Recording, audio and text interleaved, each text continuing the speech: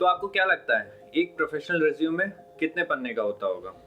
क्या वो 5 पन्ने का होता है या 4 पन्ने या 3 पन्ने का या 2 पन्ने का तो होता ही होगा या फिर शायद से नहीं, सिर्फ 1 पन्ने का।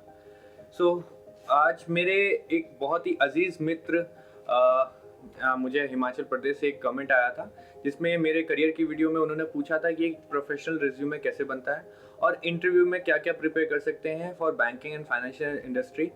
तो मैं उसी के लिए ये एक वीडियो क्रिएट करा है कि मैं उनको बता सकूं कि एक प्रोफेशनल रिज्यूमे क्या होता है और इंटरव्यू में कैसे वो अपना जो जॉब है अपॉर्चुनिटी है वो ग्रैब कर सकें। So hey guys, welcome back to another episode of Brilliant Bank का। आई होप आप सभी बहुत अच्छे होंगे।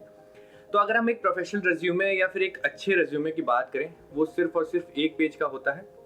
इस 1 पेज में आपकी पूरी ओवरऑल ज़िंदगी एक तरह से होती है। इसमें सब कुछ मेंशन होता है, आपकी एक प्रोफाइल से लेके, एक ऑफिशियल प्रोफाइल से लेके आपका नाम, आपकी जो पर्सनल इन्फॉर्मेशन होती हैं, आपके अंदर जो भी स्किल्स आपने आज तक का स्किल सेट सीखी है, जो भी आपने कोर्सेज, सर्टिफिकेशन कोर्सेज और डिप्लोमा कोर्सेज करे हैं, या फिर आपका जो भी वर्क एक्सपीरियंस रहा है आज तक का, या जो भी आपने एजुकेशन ग्रैब करी है, वो यहाँ पे मेंशन होती है। इसमें सबसे टॉप पे आपका मेंशन होता है कि आपकी जो सॉफ्ट स्किल्स हैं या फिर आप जो कर सकते हैं, जिस फील्ड में बेहतर काम कर सकते हैं, उसके बारे में सारी चीज़ें मेंशन होती हैं। तो बेसिकली एक प्रोफेशनल रिज्यूमे किसे कहेंगे हम प्रोफेशनल रिज्यूमे उसे कहेंगे जो एक लाइन में अपनी सारी ज़िंदगी के बारे में बता सके। देखिए, साफ सीधी बात ये है, अगर आपका रिज्यूमे 3, 4, 5 पन्नों का है तो उसे पढ़ना मतलब लगभग नामुमकिन है सभी के लिए, क्योंकि आपके सामने एक जो बंदा होगा, जो एचआर होगा या जो भी एडमिन का बंदा होगा, जो आपका इंटरव्यू ले रहा होगा, इंटरव्यू कंडक्ट करा होगा उसने, उसको वो 3, 4, 5 पन्नों का रिज्यूमे पढ़ने में काफ़ी समय भी लगेगा, क्योंकि पीछे और भी बहुत सारे कैंडिडेट होंगे जो वेट कर रहे होंगे। तो इसलिए हमारी प्रोफेशनल लाइन में मतलब कहा जाता है बेसिकली कि अगर वो रिज्यूमे 1 या मैक्सिमम टू मैक्सिमम 2 पन्ने का है तो वो बेस्ट है। तो मैंने भी अपनी पूरी ज़िंदगी का जो भी चीज़ें थी वो 1 पन्ने में उतारी हैं। 1 पन्ने में कैसे उतारी हैं? आपने जो भी, पहली बात तो स्किल सेट्स हैं। फॉर एग्जांपल, आपको कंप्यूटर में वर्ड पूरा आता है, आपको एक्सेल पूरा आता है, यानी कि माइक्रोसॉफ्ट ऑफिस पूरा आता है, वो आपकी स्किल है। ठीक है, आपने कुछ और आईटी में काम करा होगा, अपने एप्लीकेशंस बनाना आता होगा, या फिर आपको और भी बहुत सारी कुछ और टेक्निकल स्किल्स आती होंगी जो उस काम के लिए कारगर होंगी, तो वो आपने मेंशन करनी है। सेकेंड थिंग, आपके जो भी डिप्लोमा और सर्टिफिकेशन कोर्सेज हैं, आपको कहीं भी पार्टिसिपेशन में आपको कुछ मिला है, आपने कुछ ग्रैब करा है, आपने कहीं कॉन्फ्रेंस करी है या फिर बहुत सारे इवेंट्स करे हैं, वहाँ पे आपको कोई सर्टिफिकेशन मिला है किसी चीज़ का।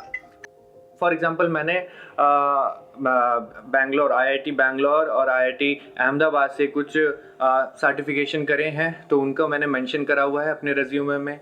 उसके बाद सबसे मेजर पार्ट आता है आपके वर्क एक्सपीरियंस और एजुकेशनल क्वालिफिकेशन का। एजुकेशनल क्वालिफिकेशन यानी कि आपकी 10th, आपके 12th, आपका ग्रेजुएशन, आपका पोस्ट ग्रेजुएशन और पीएचडी भी।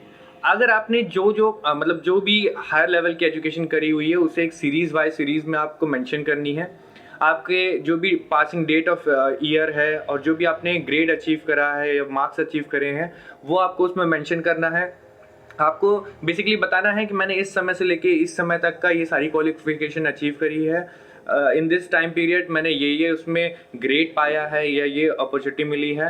उसी के लिंक में अगर आप दिखा सकते हो कि मैंने ये सर्टिफिकेशन भी, क्योंकि हमारे बहुत सारे कॉलेज पे इवेंट होते थे, तो इवेंट्स के थ्रू भी मैंने कुछ सर्टिफिकेशन ग्रैब करे थे, तो वो सर्टिफिकेशन उनके लिंक कर सकते हो आप कि हाँ, हमारे पास ये आए थे और इनके थ्रू हमने ये अचीव करा हुआ है।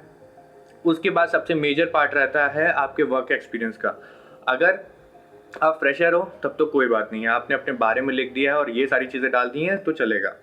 अगर आप फ्रेशर नहीं हो, आप एक्सपीरियंस हो, आपके पास 2, 4 साल, 5 साल, 10 साल का भी एक्सपीरियंस है, तो आपको वो एक्सपीरियंस भी ऐसे ही सिमिलर वे में शो करना है। आपका सबसे जो ओल्डेस्ट एक्सपीरियंस से लेके सबसे न्यूएस्ट जो एक्सपीरियंस रहा है, जिस फील्ड में आपने काम करा है, वो दिखाइए। अच्छा, ऐसा ज़रूरी नहीं है कि अगर मैं, मान लीजिए मैंने अपना जो जर्नी स्टार्ट करा था इन कॉर्पोरेट सेक्टर, वो as a customer care executive से स्टार्ट करा था। कस्टमर केयर एग्जीक्यूटिव जो कि बहुत ही निचली स्तर पे पोस्ट होती है, तो वहाँ से मैंने अपना काम चालू करा था as a call centre agent में। और धीरे धीरे धीरे धीरे करते करते मैंने आज वेल्थ मैनेजमेंट और बहुत सारे काम करे हुए हैं बीच में, तो मैंने उसे भी शो कराया क्योंकि वो मेरी चीज़ दिखाता है एक सॉफ्ट स्किल्स की। ठीक है, मुझे बात करने की जो तहजीब है, जो तमीज़ आती है, वो कहीं ना कहीं वहीं से डेवलप हुई है। मुझे इंटरेक्ट करने को अच्छा लगता है लोगों से, मुझे लोगों से मिलना, लोगों से बात करना अच्छा लगता है, तो वो सारी चीज़ें वहीं से डेवलप हुई हैं। तो मैंने उसे भी मेंशन करा है अपने सीवी में और अच्छा समय भी दिया है मैंने उस जगह को। एक बात तो निश्चित है, आपको किसी भी ऑर्गेनाइजेशन को एक अच्छा समय देना होगा। ये दोनों की अंडरस्टैंडिंग के लिए होता है, क्योंकि आज के आप माहौल में देखोगे, मेरे साथ भी ऐसा ही हुआ है। मैं आपको क्या ही बोलूँ कि मैंने बहुत जल्दी जल्दी बीच में कुछ ऐसे करे हैं कि गैप इन द सेंस कि मैंने ज्वाइन करा है और कुछ समय बाद ही 6 महीने साल भर में ऐसा हुआ है कि कुछ नई अपॉर्चुनिटी मिली है, तो मैंने उसको ग्रैब करने के चक्कर में मैंने पिछले वाली अपॉर्चुनिटी वीक करी है। तो कहीं ना कहीं मैं आपसे लेकिन ये कहूँगा कि थोड़ा सा पेशेंस रखिए और अपनी जो वर्क एक्सपीरियंस की आपको जो दिखानी होती है कि मतलब मैंने इतने समय से काम करा है, तो वो कहीं ना कहीं बड़ा इफेक्ट डालती है आपके रेज्यूमे पे। और सबसे टॉप ऑफ द फ्लोर पे आपको अपना मेंशन करना है कि आपके अंदर की जो स्किल्स हैं, फॉर एग्जांपल मेरी टीम लीडिंग स्किल्स, मेरी जो कम्युनिकेशन स्किल्स हैं, मेरी जो किसी चीज़ को लेके एकदम घुस जाने वाली जो स्किल है, ठीक है ना, वो मैंने मेंशन करी है कि मैं किसी भी कार्य को किसी भी तरीके से कर सकता हूँ। और ये सारी चीज़ों को जब एक आप अपने स्तर पे एक मेंशन बनाओ, क्योंकि देखिए आप रेज्यूमे बनवाना जाओगे किसी भी कैफ़े में 10-20-50 रुपये लेके बना देगा, लेकिन वो आप नहीं हो, क्योंकि रेज्यूमे और कुछ नहीं, बस आपका बीता हुआ कल है जो आपको एक पन्ने पे उतारना है। तो आप किसी और से अगर अपना रेज्यूमे आप लिखवाओगे ना, तो उसे आगे आप कम्युनिकेट भी नहीं कर पाओगे। कम्युनिकेट इन द सेंस सामने वाला पूछेगा आपसे कि आपने कैसे कैसे क्या क्या चीज़ें करी हैं, तो वो आप जाहिर नहीं कर पाओगे वैसे। तो मेरा कहना ये है कि आप कम्युनिकेट करने के लिए उस चीज़ को खुद से लिखें, खुद से बनाएं, खुद से रखें, तो वो ज़्यादा अच्छा रहेगा।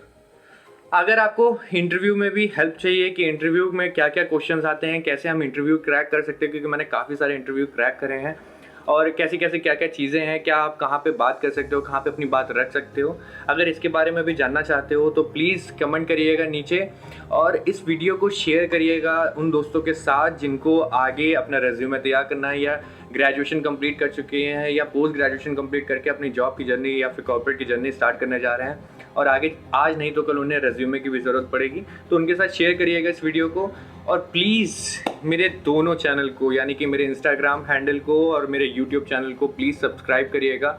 इससे थोड़ा सा सपोर्ट मिलेगा सर मुझे, और मैं आगे इस वीडियो को लंबे समय तक कंटिन्यू कर सकूँगा, क्योंकि कहीं ना कहीं मुझे लगता है कि मैं जो काम कर रहा हूँ आप लोगों के लिए, वो एटलीस्ट कुछ लोगों के लिए फ़ायदेमंद होगा। सबके लिए तो नहीं हो सकता, देखिए, क्योंकि आपका इंटरेस्ट हो सकता है किसी और चीज़ में हो और वीडियो किसी और चीज़ की हो, लेकिन धीरे धीरे मैं समझने की कोशिश कर रहा हूँ, तो उसी की बेसिस पे मैं आपको ये क्रिएट करके दे रहा हूँ। तो प्लीज़ चैनल को सब्सक्राइब करिएगा, और बस अभी के लिए इतना ही। अगर आपको कुछ और वीडियो चाहिए, कोई और टॉपिक दे सकते हो आप मुझे जिसमें आपको वीडियो चाहिए, जिसके बारे में आप जान सकते हो, तो प्लीज़ नीचे कमेंट बॉक्स में बताइएगा। तो मिलता हूँ मैं आपसे, तब तक के लिए नमस्कार।